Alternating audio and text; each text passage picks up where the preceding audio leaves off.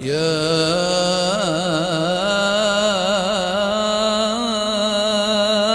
رمضان.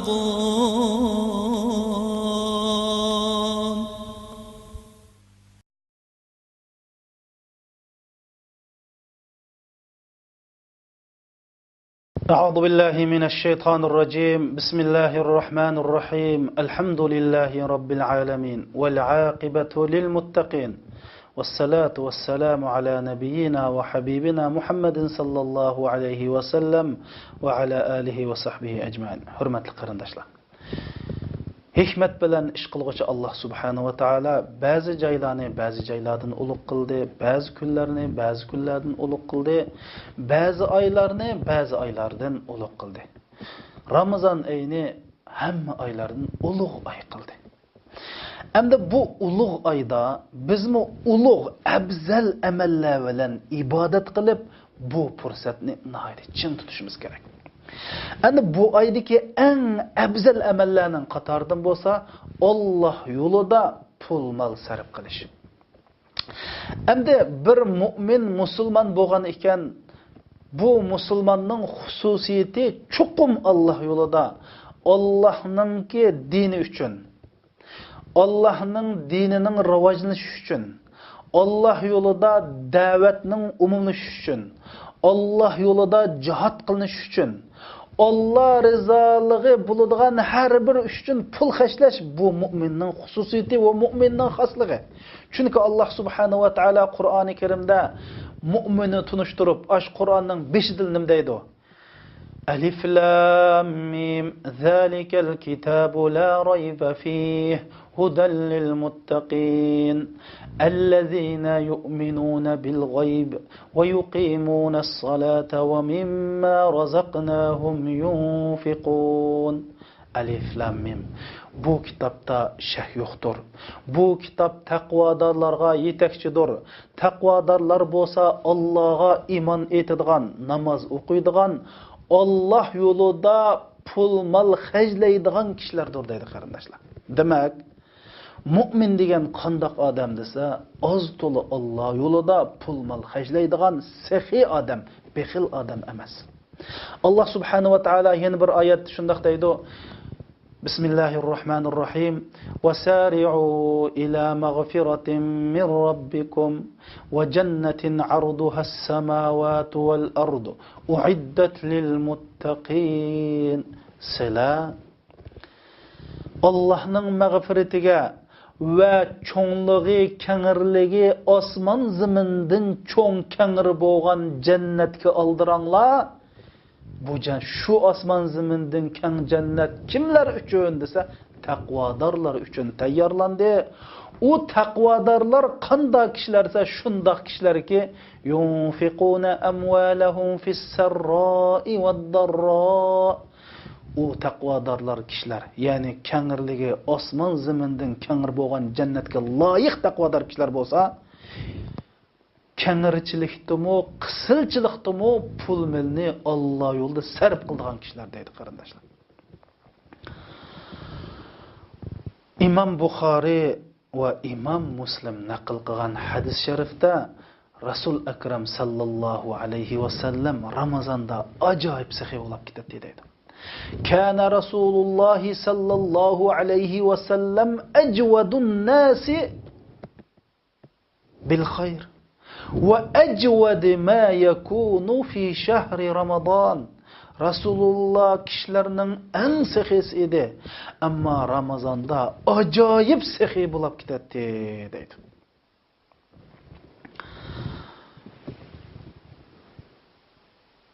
Bir günse Resul Ekrem sallallahu aleyhi ve sellem sahabeler bilen namaz okup namazı sel aldırıp okudu. Ondan keyin namazda mescidden suğurlupla aldırıp çık ketdi. Ama normal adetler Resulullah bunda işini qilmaydi. Namaz o'qib, aldırmay, zikr tasbihlarni aytib, ayollar chiqib bo'lgandan keyin ondaki masjid chiqadi. Ama shunda Resulullah ma'lum vaqtdan keyin qaytib keldi. Chunki sahobalar bundaq ahvolda sal tingir qolib qoladi. Kelib Resulullah sahobalarning chiroyidagi savol belgilarini ko'rib inni zakartu şey'en min tibrin fehashitu en yahbisani fa anfaqtuhu fi sabilillah. Men namaz o'qiyotib, mosh uyda qilib qolgan azroq bir oltinning parchasi men esim kelib qoldi. Bu qilib qolgan oltin meni Allohning rahmatidan tusab qo'yamiki, qiyomat kunsi meni bir qiyinchilik ahvol qo'yamiki deb shuning oldirab kirib bu oltinni Alloh yo'lida ishlatib etib chiqdim dedi qarindoshlar.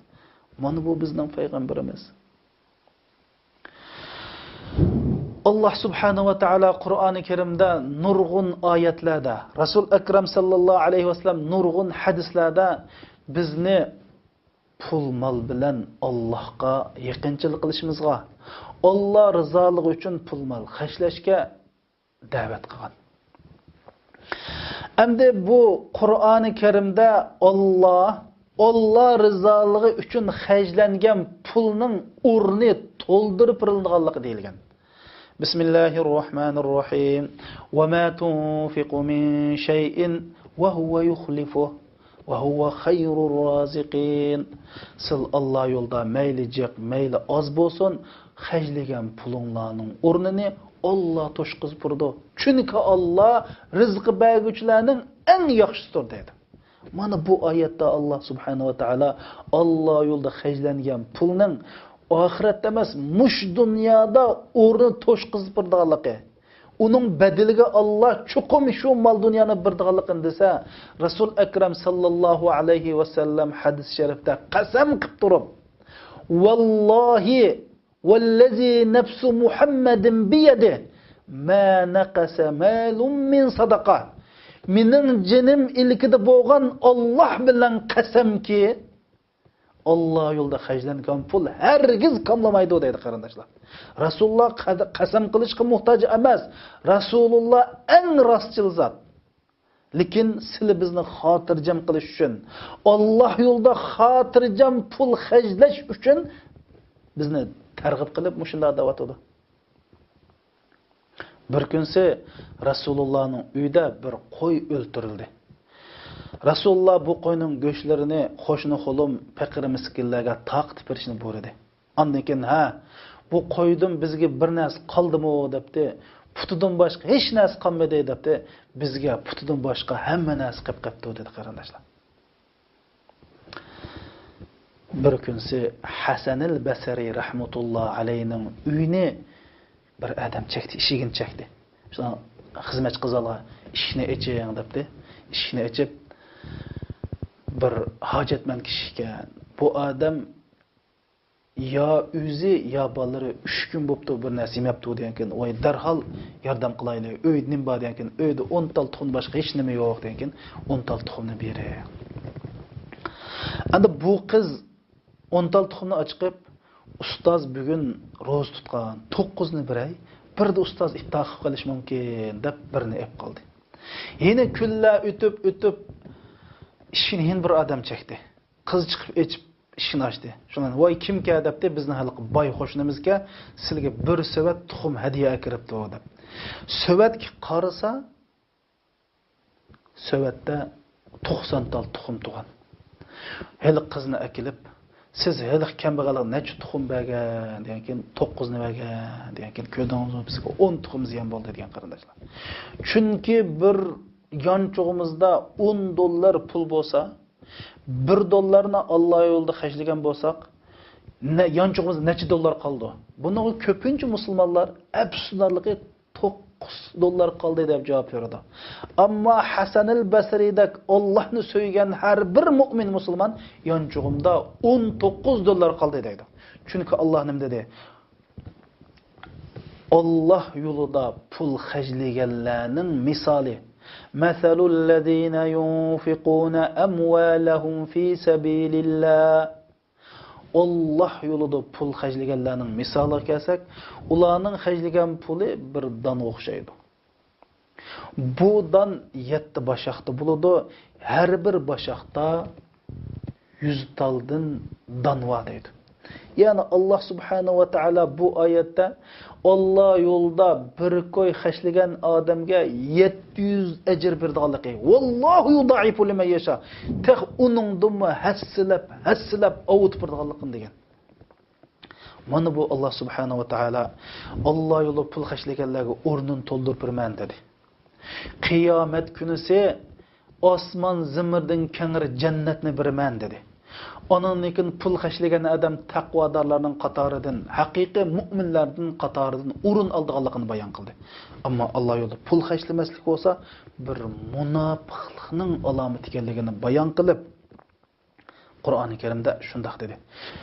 Innal munafiqina wal munafiqat ba'duhum min ba'd ya'muruna bil munkari wa ya'muruna bil munkari wa إن المنافقين والمنافقات بعضهم من بعض يأمرون بالمنكر وينهون عن المعروف ويقبضون أيديهم نسوا الله فنسيهم إن المنافقين هم الفاسقون المنافقlar ayol munofiqlar bir-biriga o'xshaydi bu dedi. Ya'ni Allohning diniga ziyonkashlik qilishda bu bir-biriga o'xshaydi. Ular yomon ishga buriydi, yaxshi ishdan tusidi, Alloh yo'lida pul xajlashdan qo'llarini yig'ib oladi, ya'ni baxillik qiladi.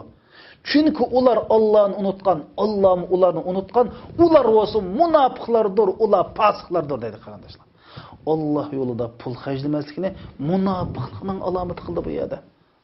Her bir mümin, Müslüman Ramazan'da emas, başka vaqtlardami chuqum mal-mulkining ma'lum qismini. Voy kambag'al bo'lsangmi, o'zingga tushliq. Sahobalar qavmining bir necha qavmin sadaqat qilgan qarindoshlar. Alloh yo'lida pul xashlashimiz kerak. Abu Bakr radhiyallohu anhu shunday deydi: "Ey Allohning payg'ambari, biz sizga Alloh yo'lida ishlaslar deb bergan mol-mulklarimiz uyimizde bağ boğan mal mülktün sümlüktür ya Resulullah deb aytgan qarindoshlar.